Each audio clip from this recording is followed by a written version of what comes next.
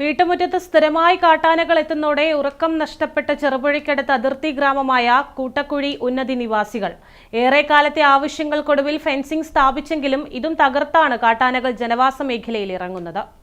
കർണാടക വനാതിർത്തിയിലെ കൂട്ടക്കുഴിയിലാണ്. ഇവിടെ ജനവാസ മേഖലയിൽ കാട്ടാനകൾ ഇറങ്ങുന്നത് പതിവാണ്.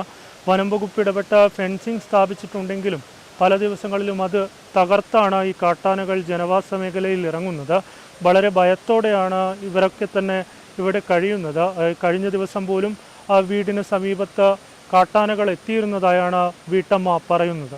ആന വന്നു കഴിഞ്ഞാൽ നമ്മൾ നടുന്ന സാധനങ്ങളെല്ലാം നശിപ്പിച്ച് കളയുന്നു.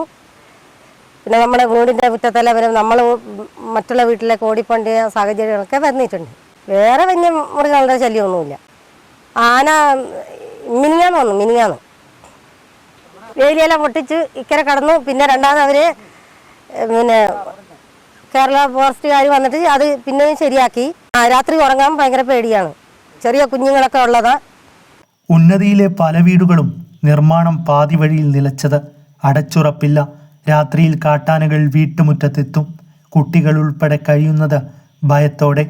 ജീവന് തന്നെ ഭീഷണി. സർക്കാർ തലത്തിലുള്ള ഇടപെടലുകൾ എത്രയും പെട്ടെന്ന് ഉണ്ടാകണമെന്നാണ് ഇവരുടെ ആവശ്യം. അമൽ രാമചന്ദ്രൻ, കണ്ണൂർ വിഷൻ.